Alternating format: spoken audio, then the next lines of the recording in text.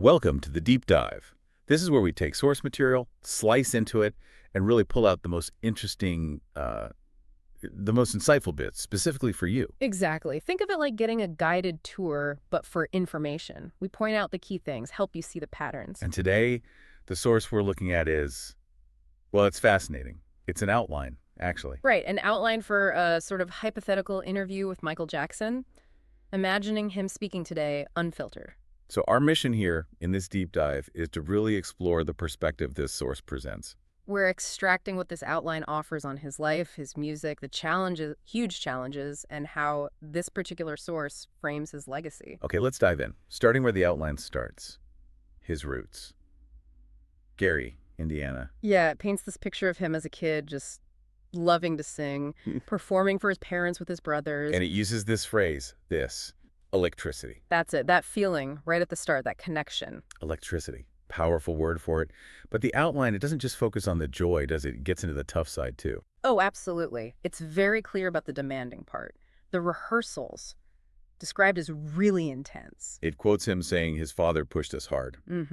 Acknowledging that difficulty, that drive, it wasn't easy. So, according to this outline, how did that experience, the demanding side, maybe even the painful side, shape his art? Well, the source draws a direct line. It suggests it gave him discipline, definitely, but also pain. It presents them as intertwined. Discipline and pain right from the start. And how does the outline connect that to his music? What did his music become because of that mix? This source argues that's precisely why his music became so much about escape. Escape? Yeah, like creating another world, a place where people could feel joy, love, magic. It frames his art as a response to those pressures. That's a really interesting take presented here. The music wasn't just entertainment, but like constructing a whole different reality. Stemming from both the tough training and maybe a need for something lighter, you know? Building that magical world for everyone else, maybe for himself too. That's the angle this source takes.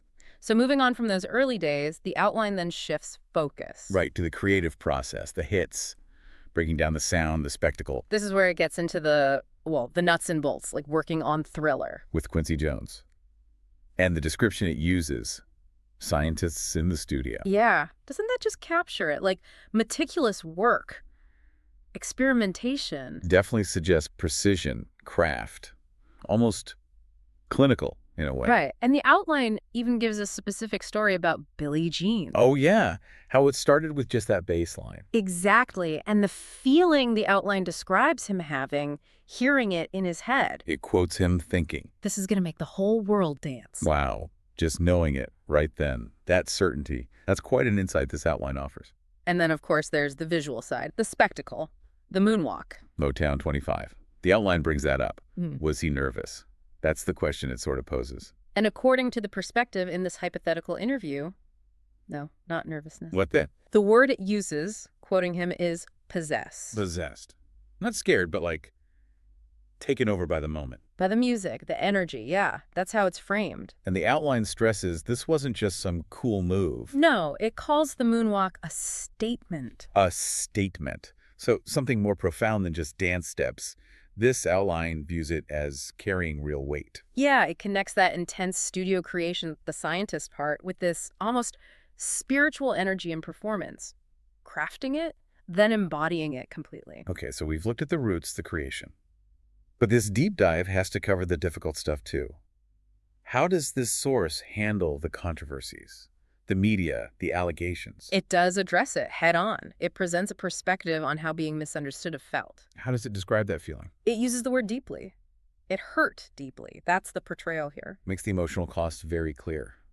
And does the outline offer a reason, from his perspective, why he felt targeted? Yes. The quote included in the outline is, "Because I'm different." Because I'm different. So in this source's view, that feeling of being an outsider was key to feeling targeted. That's the explanation presented within this outline's framework, yes. And amidst all that, where does the outline say he found validation or affirmation? It points to his fans. The source suggests they were the ones who see the truth. That's where this outline says he felt understood, seen. And there's a really powerful quote included about his approach to dealing with all this negativity. What does the source present there? The phrase is, "Love is my weapon." Love is my weapon. That's a striking phrase used in this source. framing his response through love, despite the attacks. Exactly. And the outline also includes what it presents as his direct message to the world. What is that message, according to this source? This is really central to the hypothetical interview here. It quotes him saying, "Judge me by my music, by my heart, not by lies." Okay, let's pause on that. Judge me by my music, by my heart, not by lies.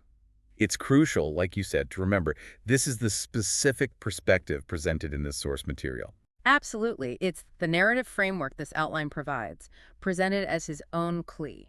A plea to be seen for his art, his inner self, Right. rather than what this source calls lies. It really highlights that tension, doesn't it, between how someone wants to be defined and how the world might see them, especially under such intense scrutiny. This outline gives us his purported preferred narrative. So finally, the outline looks ahead to legacy.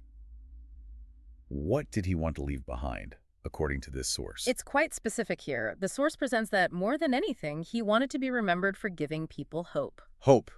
That ties back neatly to what the outline said earlier about the music being escape, creating joy. Exactly. It wasn't just about a temporary feeling, but something lasting he wanted to give people.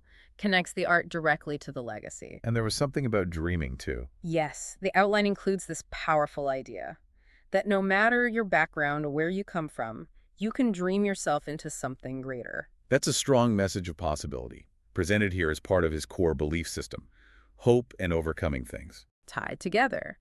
And the outline's final thought on his legacy. How does it wrap that up? It offers one last line, presented as his. The music never dies. The music never dies.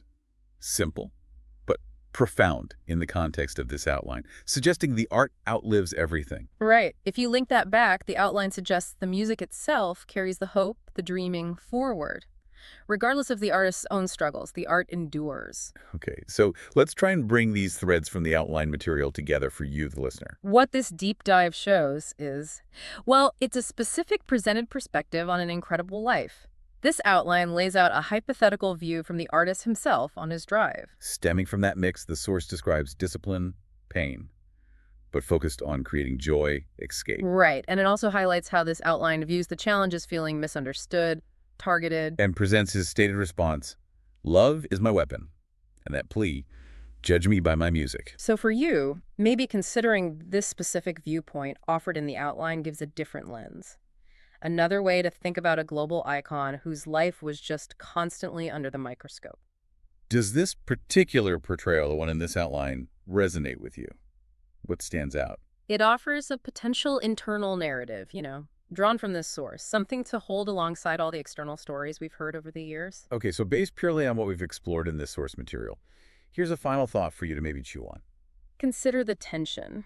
The outline lays out this incredible drive to create joy, magic, escape through music, building that whole world. But then it also describes deep pain, from early pressures, from later misunderstandings, feeling hurt by the world outside that creative bubble. So the question this source implicitly raises is, how do those two things, the immense joy creation and the profound personal pain described, coexist? How does this outline suggest they fit together in the story it tells? That interplay. The external pressures versus the internal drive for light and hope, as presented here. It's complex. A really fascinating dynamic, framed within this specific hypothetical context. And that brings us to the end of our deep dive for today. Exploring this particular source material, the outline, imagining an unfiltered interview with Michael Jackson. We hope digging into these points, these perspectives from the outline, has been useful for you. Maybe take a moment, think about what details or ideas really stuck with you from this discussion. Thanks for joining us for this deep dive.